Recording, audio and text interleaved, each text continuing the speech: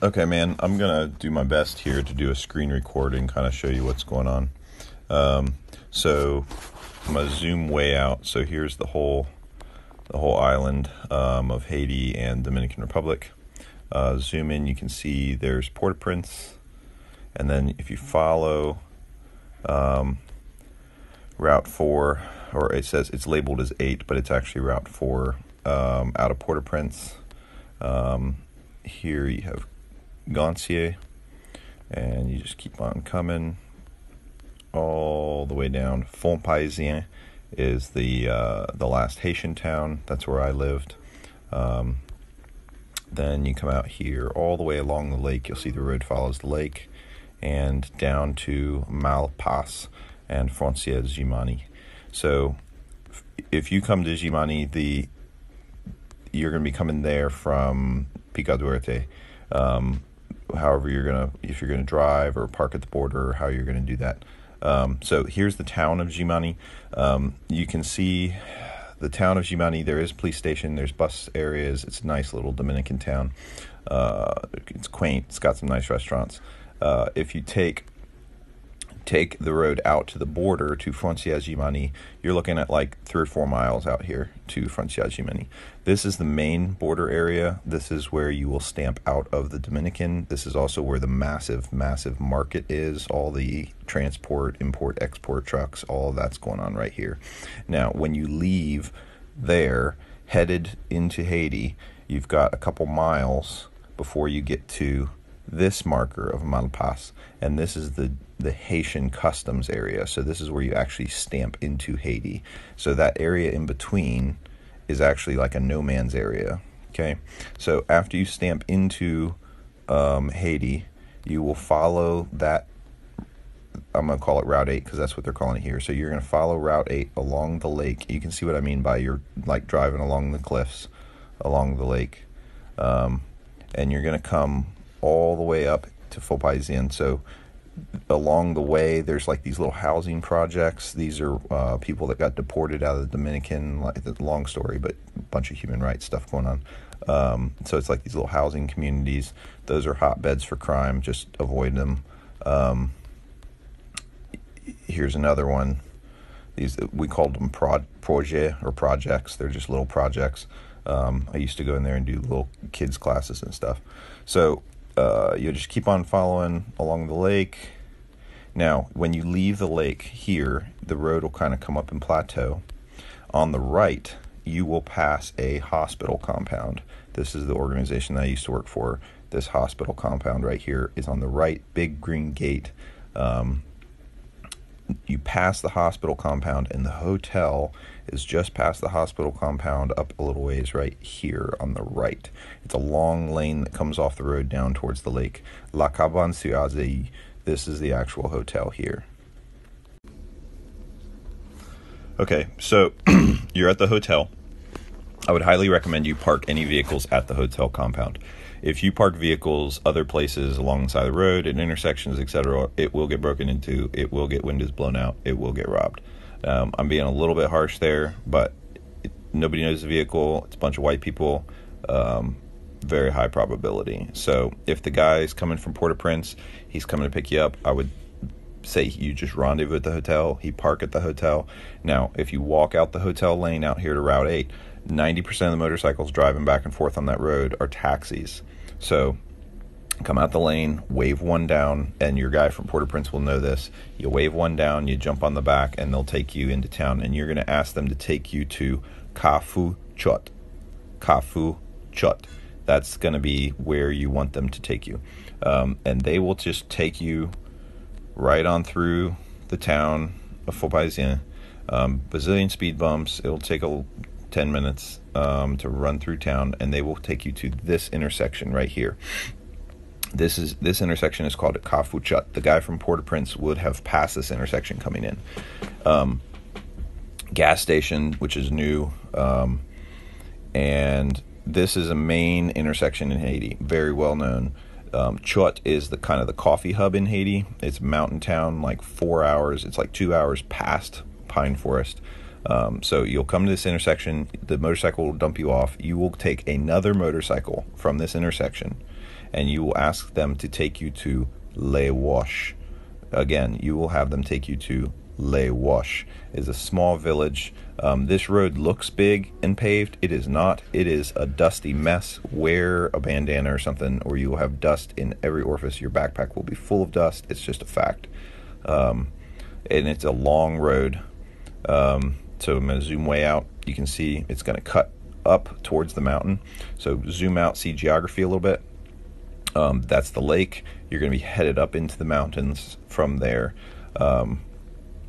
You can see the marker there for Pic La Selle, so that's kind of the direction you're heading. This is the most direct route to the peak. So you will head up Route 102. It will come up here along this dry riverbed. This is just a riverbed with literally no water in it. It's like a ravine.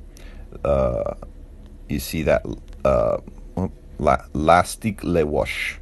Okay, that's where it's headed. So Lastic Les Wash, that's the road to Lastic Les Wash, cuts off the right here. It's a little dirt road trail. They'll drop down over the edge of this ravine down into the dry riverbed. You can see the trail kind of running through the rocks in the riverbed. They'll just keep running you up along the edge, right into here. So they will dump you off somewhere right in here.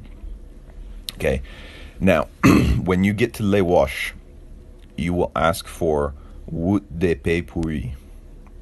Wout de Pays Pourri. Okay, you'll basically walk across this dry riverbed. You can see kind of that little road line cutting across, and over across this gravel riverbed to this trail right here.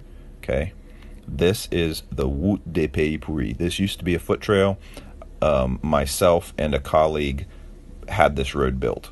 Okay, it's rough, but it is this is the most direct route to the peak. You will thoroughly enjoy this route. So you get to this road right here. The motorcycle from Les Wash or from Wout Chut will likely not take you on this road. Okay, video 3. Wout de Pays Pourri. This, you can see this white line. You may be able to find a motorcycle at the base of this road to take you up the road. Beware, this road is very steep, some very, very, very nasty turns. If you are on a motorcycle taking you on this road, there will be turns that you will not feel comfortable being on the back of the motorcycle. That is okay. It is not a very safe road. I'm just putting that out there. Depending on how much rain they've had and how bad the road is, the driver may actually ask you to get off and walk up a couple turns while he takes his bike up, and then you get back on. That's perfectly normal. It's perfectly acceptable. Just do what you're comfortable with. These hairpin turns are very, very hairpin and steep. So you will take this road all the way up into Pays Pourri. And Pays Pourri, I'm going to zoom out, is this whole, there where it says Terre en Pierre, this whole area through here is all Pays Pourri. Okay? And where we're headed is back there where it says Kalalo. Okay? So, what you're going to, in the road to Pays Pourri, you're going to take this road up here. See, you're going to see here where it forks. The thing that you need to know the most once you're on the Wout de Pays Pourri is you need to ask people. If you at all get lost or you're taking a motorcycle, you are going to want to tell people that you want to go to Gobert. Gobert. Again, I say Gobert. That is the area that you want to go to. Okay, this is very rural, very village, no electricity. Unlikely you have cell service, even if you have a Haitian phone. So the mountains are going to be to your left. Okay, the steep peaks up here, you're going to see the peaks up there. It'll be very easy to actually see the peak from where you're standing down here. You'll just keep heading towards the peak, and you want to ask people for Gobert. The trails will be full of people. You're always going to bear left. So here at this Y, you'll bear left. Just keep following, see some more hairpins. Just keep following the main dragger road. See these more hairpins. I'm going to point this out. see this blue roofed building? This is a school that I helped build. It's a large blue roofed building. It will stand out like a sore thumb. It's kind of at the top of a hill. It is in an area, this little village area with this cluster of houses is called Badzi. If you are at all in need of assistance, you can stop at this school and you can tell practically any adult at that school that Shay, the one who put the roof on the school, the one who they know who Shay is, you can tell them that you're a friend of Shay's and you are going to Pic La Selle and ask them for directions to Gobert. Now, this trail, you'll continue to take this trail, or road, I should say. Excuse me. This is the little village of Badzi. You can see it wrapping around, coming back up this side of this ridge. It just keeps coming. Again, this main road, you're going to stay on the main road bearing left. And now it's kind of cutting across the plateau of Gobert. This area right in here with the green is Gobert. See this river ravine back there? You're going to cross that river ravine to actually get to Pic La Selle. Excuse me. You're going to come back here to where this road tees, hang a left again, and you'll see the dirt. It turns into a dirt trail. And you're going to cut across to this kind of plateau farming area to this cluster of houses right here. You can see your coordinates down there in the bottom. Okay, so this little compound of houses right here, some friends, very trustworthy. This little trail right here, you're just going to keep following. It's the main trail.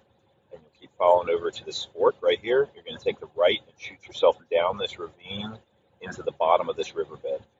You're going to lose about 800 feet in elevation across the dry riverbed. You can see this landmark here is kind of this point where it sticks out into the riverbed. This point right there, you see that trail that just cuts up the ridge. That is the beginning of the trail to Pic La Selle. There is groups of Haitian merchants, ladies that hike this trail over Pic La Selle all the way down into Mawouche and Pine Forest. They buy bread, they hike back to sell it.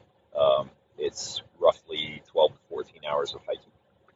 So you're going to hit this ridge, follow this trail. You kind of see this squiggle, gets lost in the trees, comes up into this field, keeps following the ridge, up, hit this plateau in this sort of field. There may be some cows, cut across it. You just keep on trucking. Zoom out a little bit.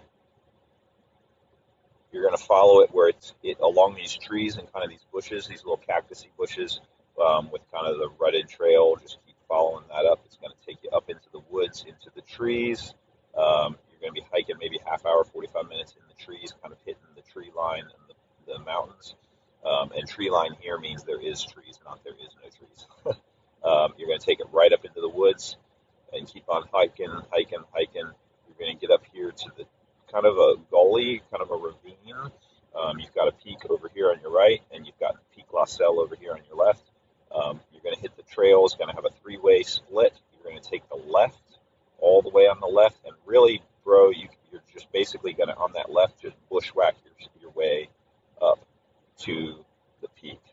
When you get up there, you're going to feel kind of like this orientation, and you can see the trail up there through the woods. And you're going to get to this last stretch right here between the peak and where this trail right there kind of disappears. It doesn't really disappear. It's going to actually cut off and start descending again, and you're just going to whack your way through those rocks up here to the peak. You'll just be able to visually feel and see, okay, right there to my left is the highest point, and you just head up there and you'll find the marker. The marker is only about 2.5 foot tall concrete with a yellow stripe painted around the top, kind of sunken in a little